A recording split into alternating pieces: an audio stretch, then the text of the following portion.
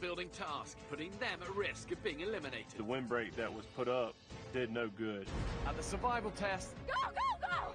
Lucky and Louie! If there was ever one to win, this was it. I love you!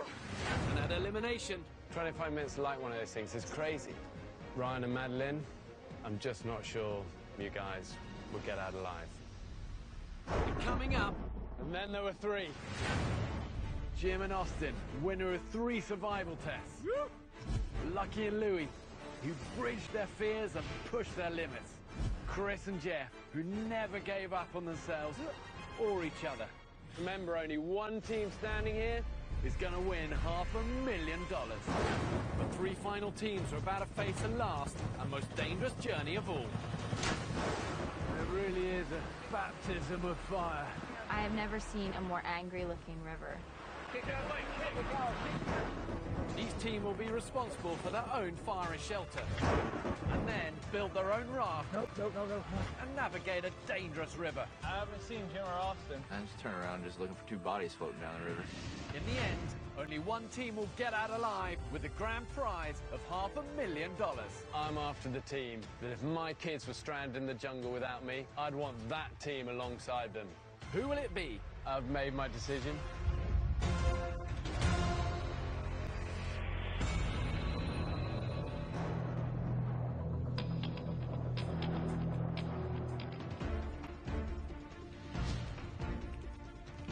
Final journey. A little bit nervous? Yeah. Journey 6 and Journey 7 are pretty miserable. I can't imagine how much worse the final journey could be. Okay, I want to recite to you a poem that's read to every young Special Forces soldier before they do their combat survival training. It says this: go as a pilgrim and seek out danger, far from the well-lit avenues of life. Pit your every soul against the unknown and seek stimulation in the comfort of the brave. Experience cold, hunger, heat and thirst, and survive to see another challenge and another dawn. This is your last chance, guys, to really show me, heart, body and soul, what you're made of. Let's go. What you're about to experience is as close to a real-life survival scenario as I believe it's possible to create. Okay, I want one from each of the teams to come up and draw a knife all together. This usually isn't a typical knife draw procedure. I had no idea what to expect. Okay, guys, let's draw knives together.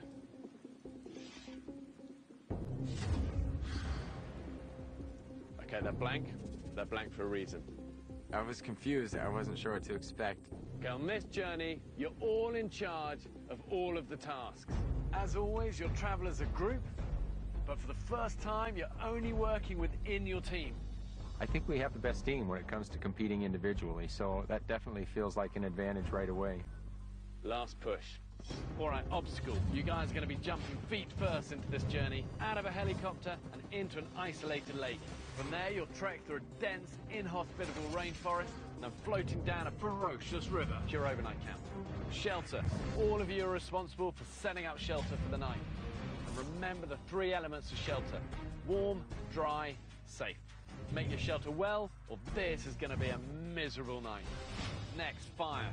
This is going to be your biggest challenge. You've only got your fire steel, and being in the middle of a rainforest, everything is wet. Finally, food. I'm going to be bringing you something special tonight at camp, so think smart and remember everything I've taught you. Lucky and Louie, bring me both your fire steels.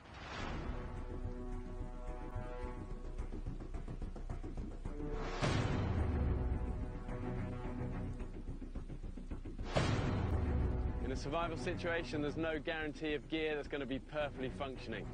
You've got to make do with what you got. He takes our flint and breaks it in half. Jim and Austin, bring me both your fire steels. So we're taking away Chris and Jeff? most of the things that are going to make you more comfortable at a camp. Okay, who's got the money? Just remember, only one team standing here is going to win that money. Okay, guys, grab your gear, journey away. I'm pumped, ready to freaking do this. You all right? There we go. We're gonna win this. we have to bring it. I mean, this is it. We know this being the last journey, we have to kick butt.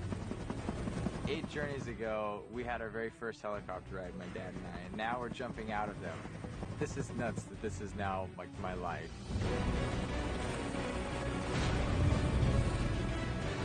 We get to our destination and it's just this huge lake that Bear wants us jumping into with clothes on. What a way to start off Journey 8. That was the first one of the whole group to jump, and in that moment I just tried not to think about it too much.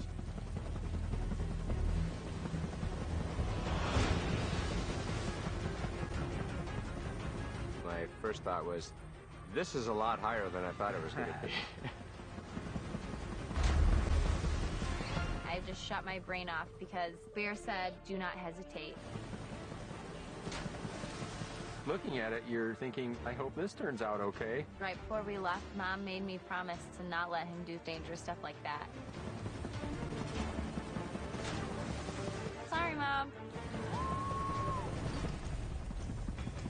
I had a bit of concern about my knees, whether it was going to hurt them or not. Was not excited to get just fully submerged right on the start of my journey.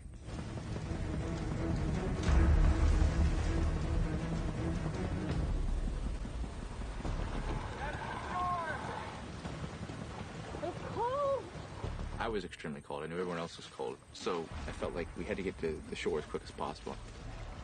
Oh. You guys need help? No, we're good. And we got to shore and my toes are freezing. We all came out of this water so cold. So then you're actually looking forward to a hard hike to warm you up.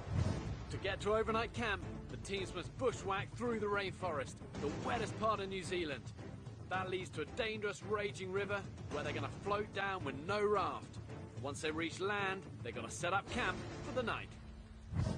There we go. We were going to take turns with the GPS. Austin was going to start us. Well, good news is I'm already warming up. Starting out this journey, soaking wet, you gotta really work to keep a smile on your face. This is real man hiking. Only sissies take trails. Doubt that might snap back on you. You have to watch your steps. Just puddles of water that you have no idea how deep they are. And we step in it and it goes all the way up to your waist. Whoa. For all of these guys, it's their first time to the rainforest, and it really is a baptism of fire. Sounds like the river's close. Whoa. We eventually came down to a river that we needed to cross. All right, this is flowing pretty fast. I have never seen a more angry-looking river in my life. The worst, like, flooding you can imagine. Trees and stumps just roaring by. Definitely look of trepidation on their face. Scary getting in it. It was a bit disheartening to see such a big river. Coming up. I know this is scary. Just face those fears, get in, get down there.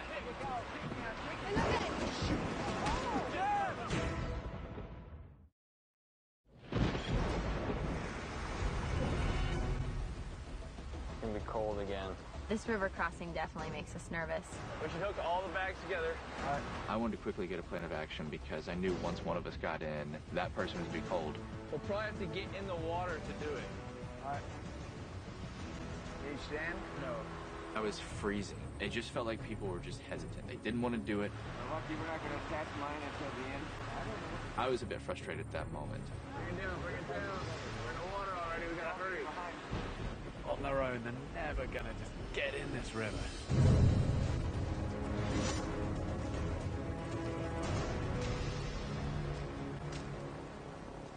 Jeff, you're freezing, look at me. Because you don't have time to sit around like this. Get in that river. That's it, I know this is scary, all right? It's fast-flowing, intimidating river. Just face those fears and get down there. I mean, I was a bit frustrated the bear had to show up, but then I was also kind of grateful that he did because people started taking the action that we needed to do. Confident, got hold of each other. I was scared for the entire group. These are the kind of rivers that cause fatalities.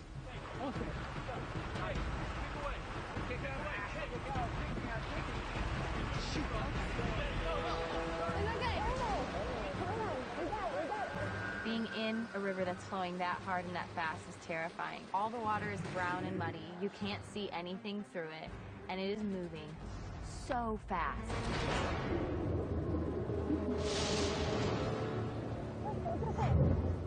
The scary thing about floating down that river was that the river level had been elevated due to heavy rain, so you can very easily run into hidden objects underneath. I just keep your feet up. Oh, is that the island right there? Yeah. We're looking for an island, and it's about 800 meters away. You know, we just kind of got in the path of the river and just kept floating down. We're getting close. It started to shallow up, and we were able to stand and make our way over to the island. Everybody's got bags? When we finally got to shore, I just picked up my pack and I was like, I got my game face on. We're close to camp, and I'm just ready to build a shelter and start a fire. Just across there, get on that island. Follow the landmine. Oh my goodness. Everybody help the next person. We're approaching overnight camp. It's extremely cold, it's wet. My knees are hurting more again. And on top of that, it's getting dark. I'd like to get to camp as early as possible to get our shelters set up. More of these vines. When we reached the site where camp was to be, it was very depressing. Oh, flip, you gotta be kidding me. Home sweet home, huh? So we know we don't want to be by that water. This is a total different scenario we've ever come across. Everything's twice as much more complicated than I think than all the other journeys. So these guys are definitely far out of their comfort zone, but that's good. This is all about their growth, stepping out of that comfort pit, doing something different. Have you find any elevation going up yet? It was hectic. Everyone was trying to find high ground and get a shelter put together quick because you knew you couldn't start a fire unless you had a shelter. There's water standing everywhere here. Luckily, Louie and I found a spot that was just above water.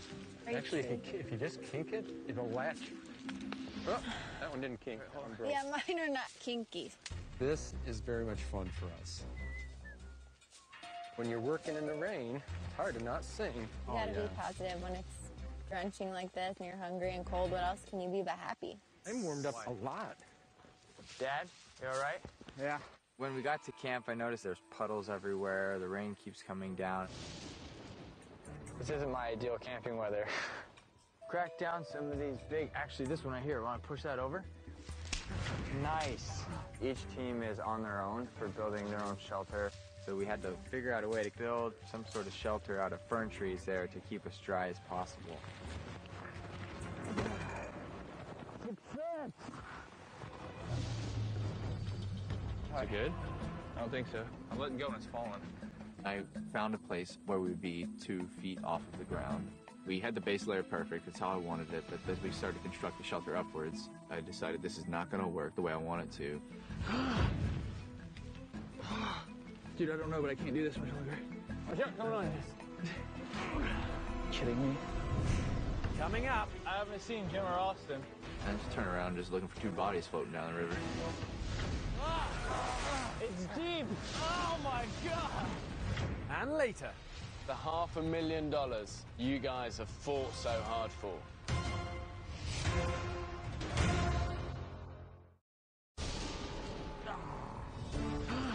Dude, I don't know, but I can't do this much longer. What's going on? Kidding me? They need help moving stuff?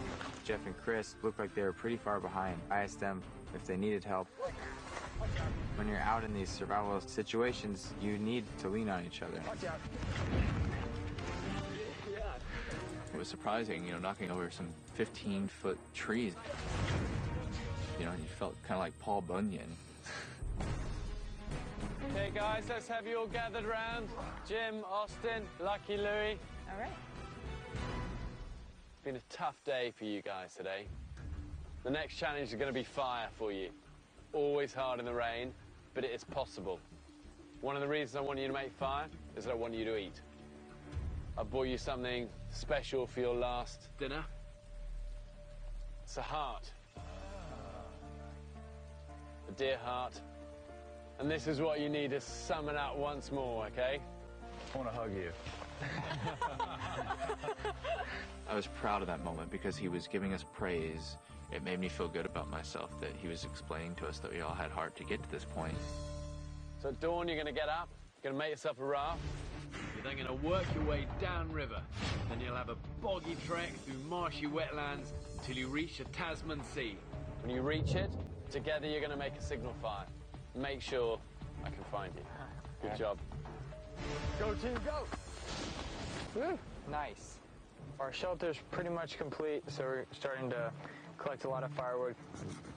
Preparation is the key, so we have to get everything in place before we start striking the spark. It's really wet out here in this rainforest. We got our little half of a flint out, struck our tinder. Dang. Oh, man. And nothing would ignite. Fire is absolutely impossible. It's hard even getting a spark on this thing. Okay, what are we doing wrong? Uh-oh. As I was trying to get a good spark, the striker shot out of the handle. Where the heck did that go? That dropped. It was dark, I could hear it fling away, and I looked down on the ground trying to find it in our pile of ferns, and I couldn't find it. Jeez. The whole thing just ripped out of the holder, so we're hoping to just borrow fire. Does somebody have a fire going? It was hugely important to light the fire. I mean, we knew that was going to be part of what Bear was looking for. Dad, help. What happened? Blow under there again. It was so incredibly frustrating to be seeing your last little piece of tinder go up in flames, and we're trying to feed it, and it's just disintegrating before your eyes. Oh, are you serious? I had a flame. Water. I'm trying to keep my head above it.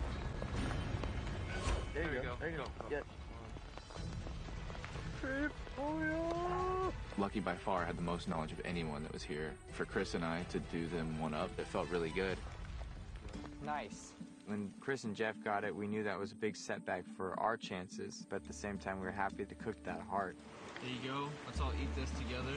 Don't underestimate how hard it is for these guys about to spend their first night in the rainforest. You know, it's intimidating by day, but at night time it can be a whole different ball game. Now this is having a heart-to-heart.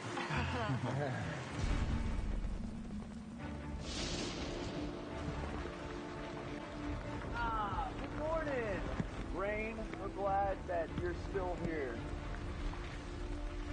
So look forward to sunny days. Waking up this morning, you know, it's like horrible out here. It's raining and it's cold, but we're still in good spirits this morning, I think. Seemed like a very long night. It just shows us to go down the channel and build the signal fire. On the next leg of the final journey, the teams must get to the bank of an incredibly fast-moving jungle river, where they must build rafts to get downstream. Then they'll head on a boggy trek through marshy wetlands until they reach the Tasman Sea for rescue by signal fire. When we got there, we found that there was enough wood that we could build 3 separate rafts. Let's get started. Why don't we start with this one? The big logs are going to take work. Right. Okay, here's a couple of paddles. We had never constructed a raft before. We didn't know exactly what to do, so I had no idea how strong the currents were going to be, and, you know, at this point, we're kind of worried. Now that, where's that current?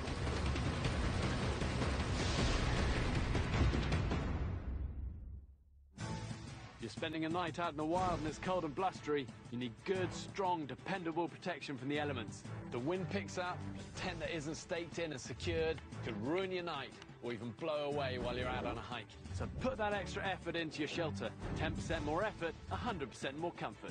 And that's my survival tip of the week, brought to you by Walmart, supplier of all your outdoor needs.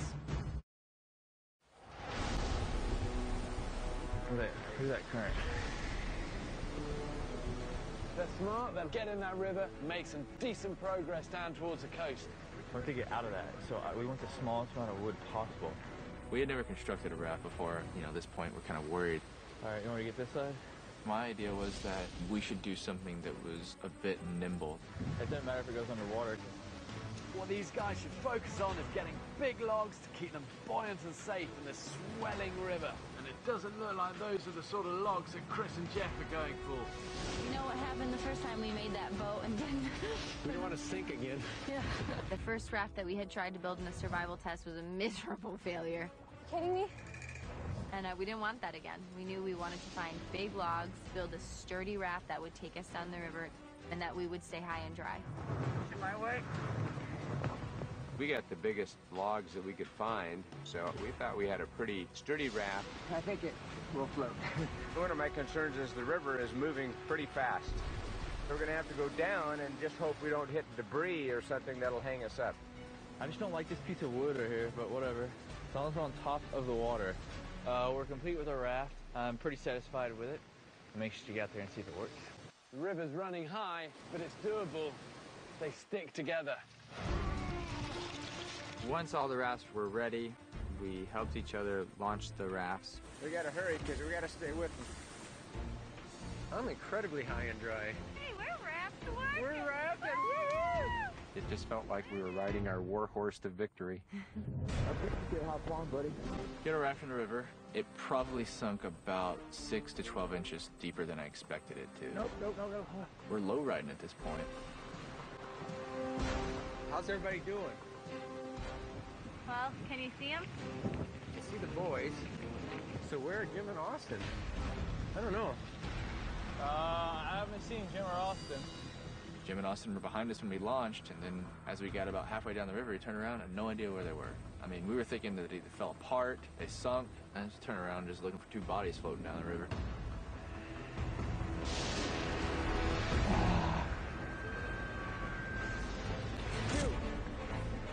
We got caught in the side stream, and I thought, you know, dang it, we didn't have a fire the night before, now we're slowing the pace down. Jump on it, jump on it. Okay, we're on. We're good. It's taking its toll on these guys now. You can see it. Soaking wet. And probably damp spirits. They're only human. It's like super shallow. Go, let's go. Good job. I haven't seen Jim or Austin. Really? I wonder what trouble they had getting into the current, because once we were in the current, we couldn't wait for them. Okay, let's stroke together. There we go. I'll follow you. Once we got in the current, we rafted pretty quickly, but both teams were already waiting for us on the shore. Way to go, you guys! Wasn't that fun? We were wondering what happened. Every little mistake in Journey 8 was like magnified in my head. Catch somebody. I know what's on the line. There's a lot of money. It's a big accomplishment to make it 8, but then to make it 8 and to not win, it would be very disappointing. Yeah, very disappointing. Hope y'all are ready. Let's do this. We don't care if we're walking straight through puddles. Beeline, baby. Once we got off the river and we were on the shore, I took the GPS again. I wanted to finish strong. Oh my goodness. It's deep. There was so many puddles and streams that we had to cross over that it made it difficult. Oh, there goes my knee. We got this. I can't feel my legs.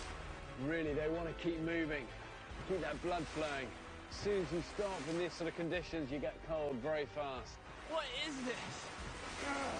They're certainly not going to get any wetter than they are now. Up over here, guys.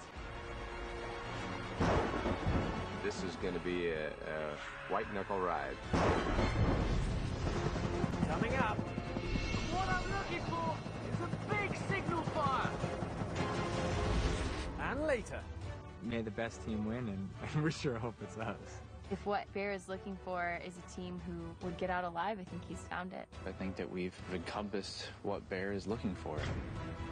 So how long did you search for this thing? Probably 5-10 minutes. See, I would have spent all night looking for that.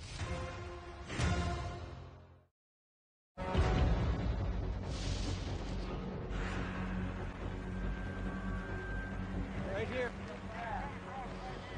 That looks pretty fast. We get to the little stream that was probably a little stream at one time, but now was a raging river. Let's use those ropes. Let's do it. We had to make a quick decision on how to get across. You want to do it, Chris, or I'll do it? Yeah. Jumping in that water, I wasn't even thinking. Go, go, go, go, go! My mind was just like, let's get everyone across as fast as we can. We are almost there. There you go! Nice work! Stretching that rope across that river was like a common bond. There we go. Woo! That works pretty smooth. It was such continuity that we just had not had before. Come on, Louie. It was teamwork to the fullest, and I think it proves how much over these journeys we've grown to respect and to trust each other. There you go, Dad. So, we're ready. Like bringing in a big fish. Nice crossing, guys. Thanks, Chris. Go straight through here till you find a beach. Build signifier. Let's do this. We could hear the sea closer and closer. Look at that roar. Woohoo!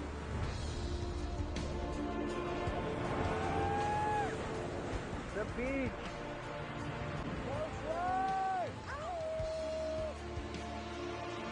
It was just amazing knowing that there's just one final task, and that's just build a fire.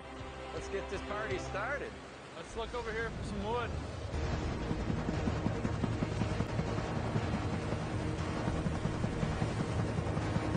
What I'm looking for is a big signal fire, masses of smoke. That's my marker that these guys have made it down to the coast in one piece. Let's get in there. Look, Catch him. let me get this. There you go. No way. Yes. Yes. That's what I'm talking about. I love this. I love this so much.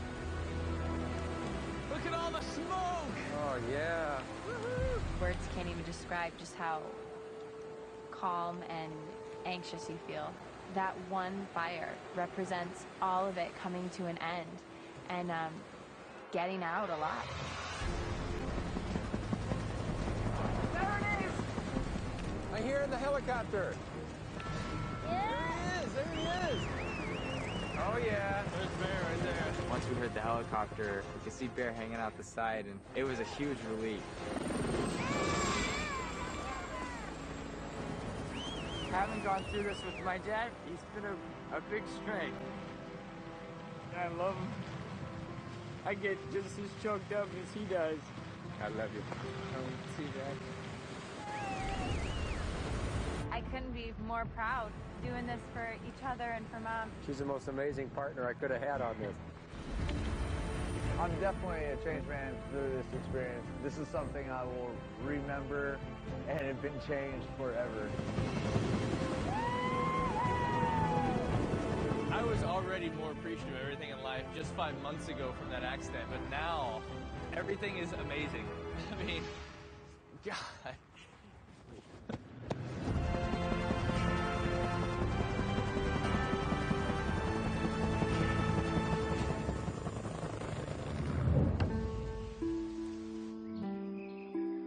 Another glorious day in paradise.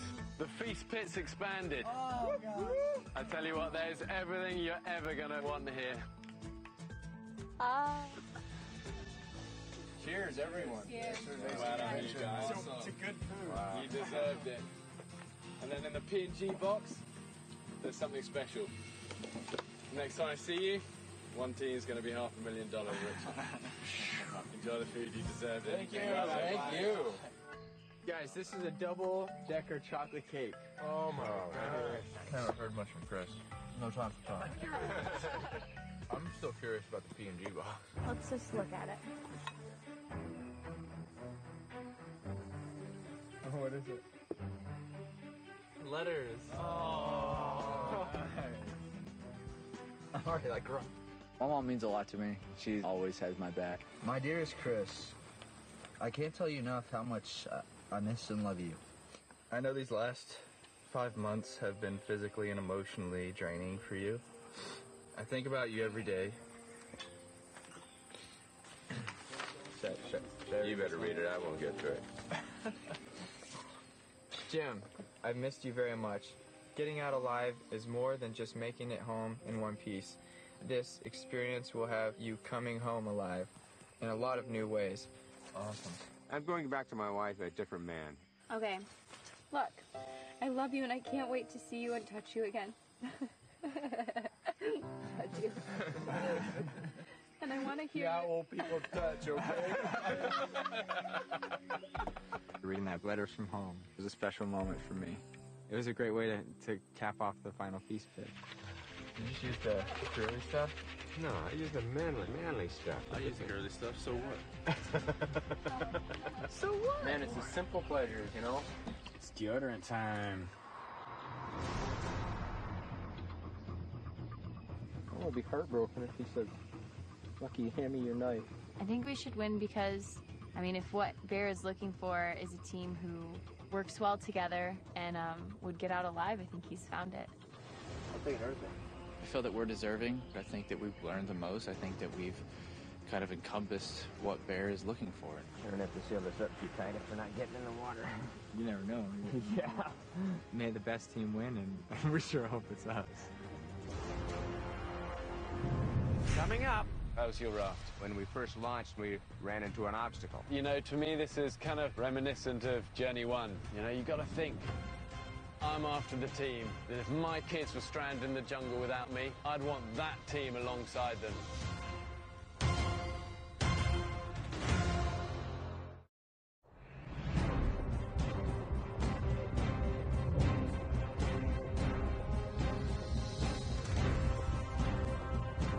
Packs down, grab a log, and head torches off.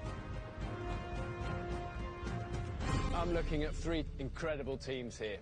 All walks of life, bound together by values that have been forged through adversity. You know, if I look back to the combat survival training I did in the Special Forces, you know, I remember week 1 being exhausted, being hungry. But you know what? Week 3, I came alive because I got mad. Nobody was going to stop me getting out of there. I'm after the team that if my kids were stranded in the jungle without me, I'd want that team alongside them. That's who I'd want to depend on to get them out alive. Before I choose that winner, let's go through the journey. Jim, you're 61 years old. What on earth are you doing jumping out of a perfectly serviceable helicopter? I did it because of this guy. Why? Because this whole experience meant so much to him, I needed to do it. Austin, how was it for you jumping out of the helicopter? It was definitely nerve-wracking. I was the first one out, and I dropped my bag, and it fell for a bit longer than I thought it would. Takes a little bit of balls. Yeah. And then you were straight into the rainforest. Where did the GPS lead you to? It led us to a really floody-looking river. Pretty intimidating place, isn't it? Absolutely. So, Jeff, what was the plan? The plan was to attach all of our backpacks together through the straps, but it took a while. What was taking so long? I don't know if people were hesitant because there was some fear there because it was rushing quite rapidly. Once you showed up, everyone jumped in quite promptly after that. Lucky, how was the flow? It was incredibly fast. We were making a lot faster time down in that river than I could even imagine we'd flow. Jim, GPS led you to a little place where I said make camp. Was it your ideal campsite? If you call raining cats and dogs and no tarps with you ideal, then yeah, it was ideal. So what was the plan? And everybody worked independently building their shelter, but it appeared like everybody was following the same kind of plan, looking for high ground. So that's successful? I think overall we had a fairly roomy, comfortable shelter. Chris and Jeff, took you guys a while. What was your plan? I didn't want to find high ground. I wanted to raise it above the ground. That ended up causing us some issues because when we tried to do the roof support, we couldn't get it supported. For me, it was pretty painful to watch. Plan after plan was failing. So was it dry? It was totally dry in there. We even had a spot perfectly for the fire that had cover. So you guys started fire? Yep. Yes, we did. Good job. Jim and Austin, how did your fire go? I started sparking with the fire steel, and 2 or 3 tries into it, the stick popped out of the handle, and I couldn't find it. So how long did you search for this thing? I spent probably 5-10 minutes looking for it. See, I would have spent all night looking for that. That's your lifesaver. Right. And Lucky and Lou, how did your fire go? So at one point we had a flame, and everything was going great, and then it's just like, so frustrating, and it went out. Chris and Jeff, you shared your fire. Yeah. Fire saves your life out there. I'd be pretty grateful to Chris and Jeff at this point. Okay, next morning, a task you were making a raft. Chris and Jeff, how was your raft? Well, the idea for our raft was to make it nimble. We had the lowrider of the boat. But it was fast. Yeah, it was fun. You know, you don't need extra speed. That river's running fast. What you need is buoyancy to be out of that water. You know, to me, this is kind of reminiscent of Journey 1. You've got to get out of the water. It's where you drain all of your energy, all of your heat. You know, you've got to think.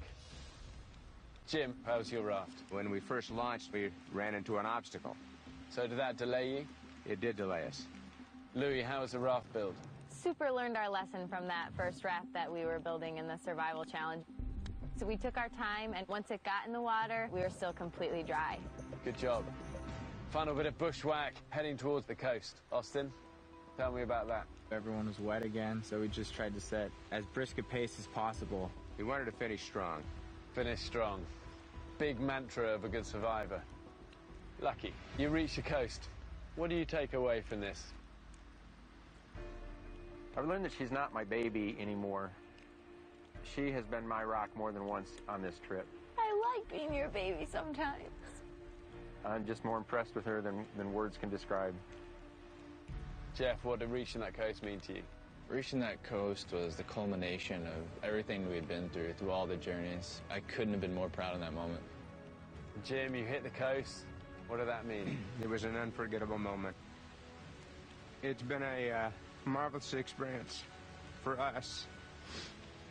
Standing there on the beach at the end, knowing that I was there because of my dad's help was something I'm very grateful for, and I'm glad that he came with me on this. It's an experience we're going to share for a long time. Jeff and Chris? You started off with jumping in that freezing water with your last set of dry clothes.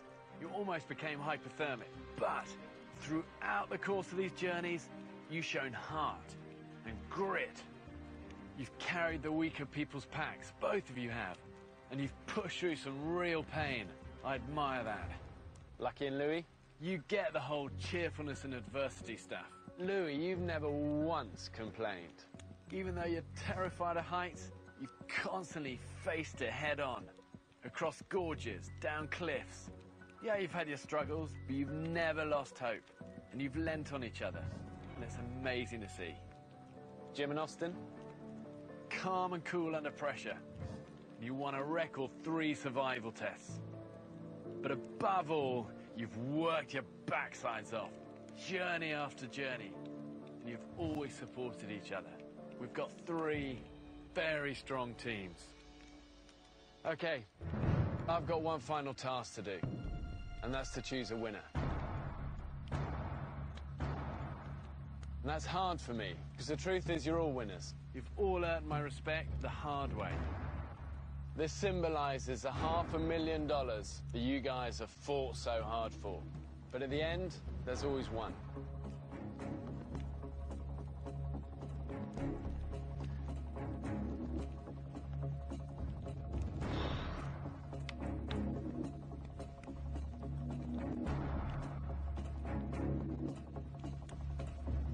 Okay, I've made my decision. The wild is always revealing. And the lesson of all of these 8 journeys is fortune favors the brave.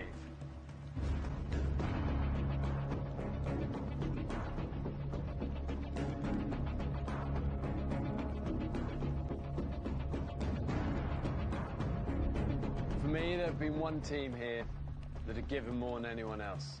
They've shone in the darkness and have been a beacon of positivity and courage in adversity. A team that have earned the right to keep their knives. And that I believe if they stood beside me, that together we'd stand a fighting chance of getting out alive.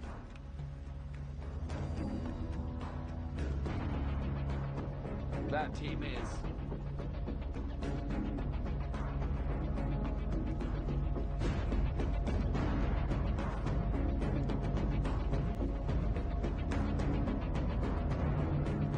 Lucky and Louis.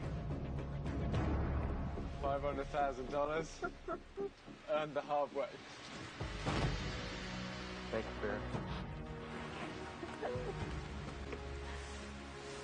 Congratulations, buddy. Good job. You did awesome. Chris and Jeff, go live your life without boundaries. Both of you. I'm just so thankful that we were able to experience this, and it's just a great memory we'll always have to look back on. Special man, Jeff. I've just gained a new me. I was so lost after the accident. I was depressed. I didn't know what I was going to do. This was the perfect rehab for me, physically and mentally. I couldn't have asked for anything better. Us in the gym, coming hand in your knives.